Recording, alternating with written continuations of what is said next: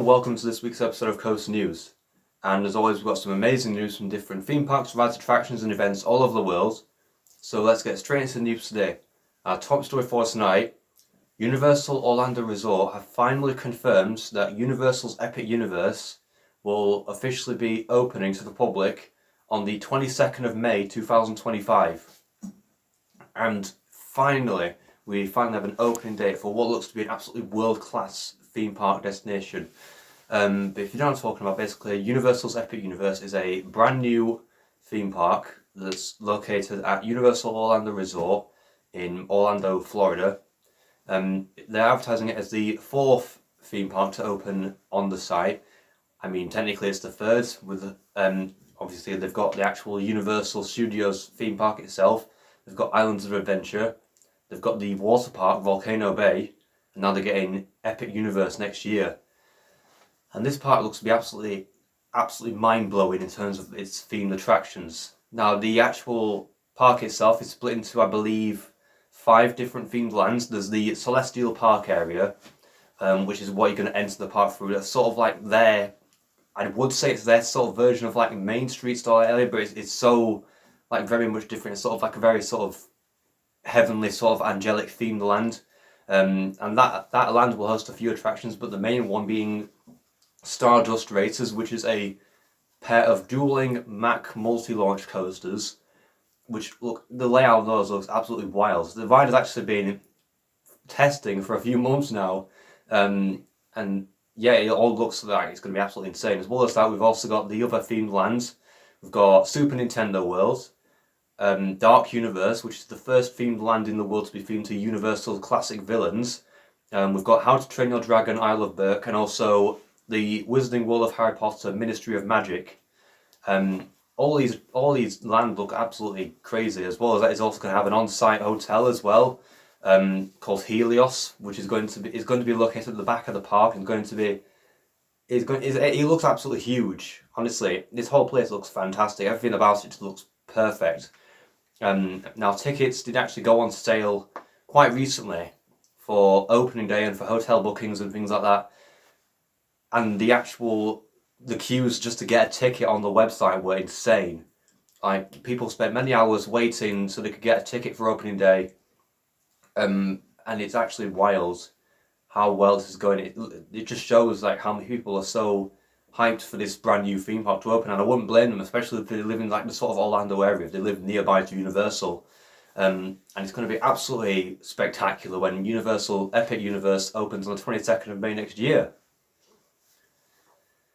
In other news today, Alton Towers have released more details about this year's fireworks event, and I'm honestly so looking forward to this year's fireworks. Now, even though Alton Towers haven't had the best of seasons, can always count on fireworks being an absolutely amazing end to the season.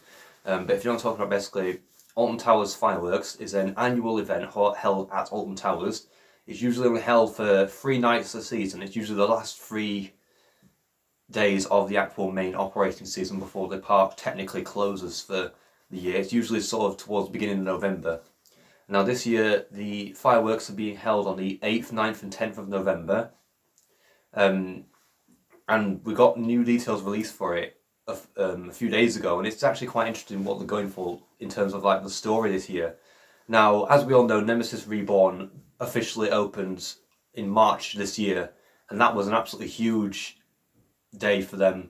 It marks the return of an iconic attraction. It also marks the whole revamp of the whole Forbidden Valley area. And it seems that this has just sort of been the year of the phalanx for Alton Towers, because not only have we had Nemesis Reborn and the whole Forbidden Valley refurbishment earlier this year, we also had the brand new Scare Maze for Scarefest Compound, which is themed around the phalanx and their sinister experiments.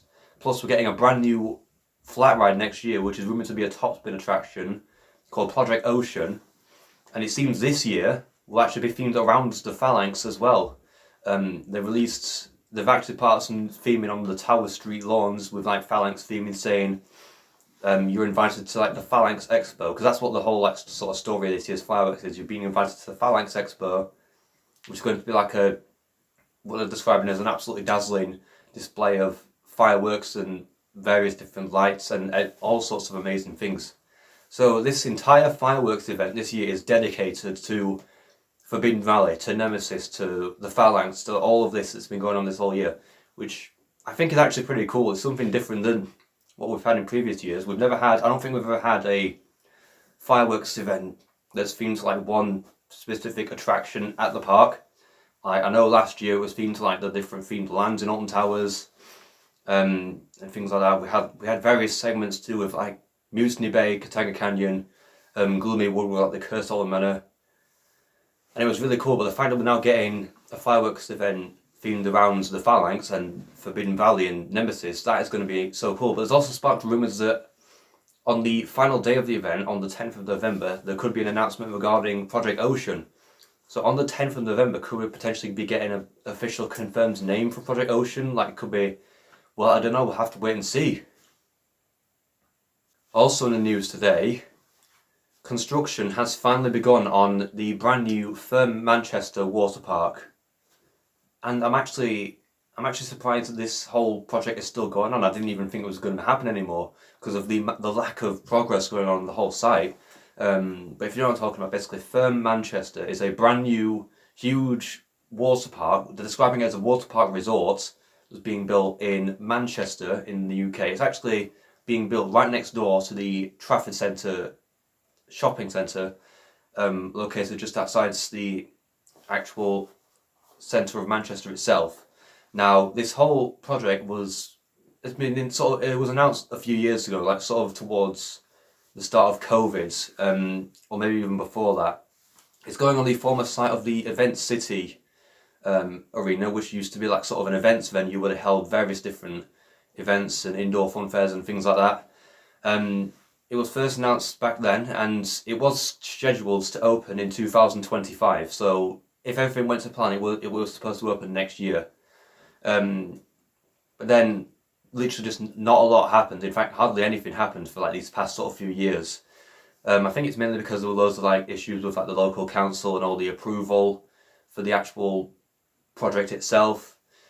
So pretty much nothing happened on the site where it's being built for these past few years. Even when I went to Trafford Centre earlier this year, if you saw what I put on Facebook and Instagram, the site was still just completely empty. They demolished the Event City, which is the furthest that they got, but they hadn't actually started building the water park complex itself. Now, this isn't just the normal sort of water park attraction that they built. This is the UK's largest indoor water park, and it's not cheap either. It's going to cost them over £250 million to build. But finally, at long last, they got approval from the council, and groundwork was actually broken only a few days ago, which is so good to finally see that they're actually building this thing now. Opening schedule is now scheduled to open in 2027, so in about 2.5 years' time, which I suppose makes sense because they've literally only just started building it and they've got to have all that time to actually build the entire thing, which is going to be absolutely massive. Like I said, £250 million, UK's largest water park. It's going to be an absolutely phenomenal attraction. It's going to pull so many people to that area of Manchester, and it's going to be honestly amazing. The fact that they're now building this after all these years of just pretty much silence, I'm actually really glad about, and I cannot wait to see what this whole Therme Manchester thing looks like when it's officially built. And I look forward to its opening in 2027. And finally in the news today, Busch Gardens Williamsburg have finally confirmed the name of their brand new B&M Family Inverted Coaster. Now, this has actually come as a surprise considering they had put out a vote of an option between 3 names that you could choose from for this new ride, and they've just gone with a completely original name that wasn't any of these names. But if you know what I'm talking about, basically, Busch Gardens Williamsburg is a theme park located in Williamsburg in Virginia in the United States.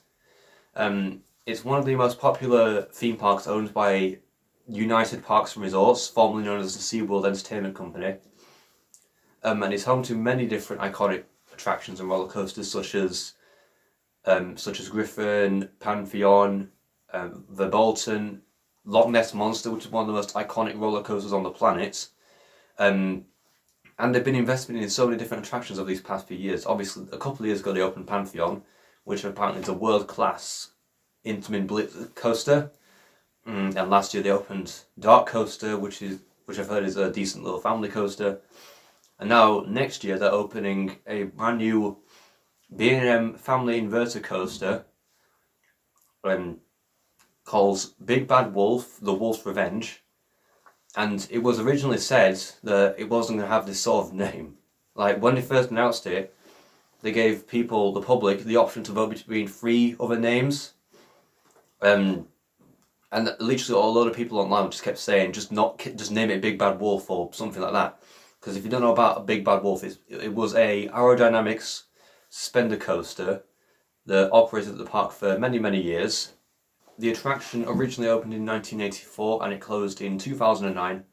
And after 25 years of operation, it became one of the most iconic and most well-loved rides at Busch Gardens Williamsburg. And so many people were missing it when it closed, and so many people were absolutely gutted but they managed to get their final rides on it in 2009, and since then it was replaced by the Bolton, as the Therme Family Coaster, which opened in 2012. But now they're building a brand new B&M Family Inverted Coaster that's named after the original Big Bad Wolf. Not much is known about the ride in terms of stats, other than the length is going to be over 2,500 foot long. And that's pretty much it. We don't know like the height or speed or anything. But I'm guessing more of those details will be revealed as the months pass and as the ride gets closer to opening. But either way, I can't wait to see what Big Bad Wolf: The Wolf's Revenge looks like when it officially opens at some point next year, and how will it compare to the original Big Bad Wolf? I don't know, but we'll have to wait and see how that all goes out for them. So I want to thank you all very much for watching this video. This week's episode of Coaster News. And if you enjoyed it, then please make sure to like and subscribe, and comment. We'd like to see you in the next video. Goodbye.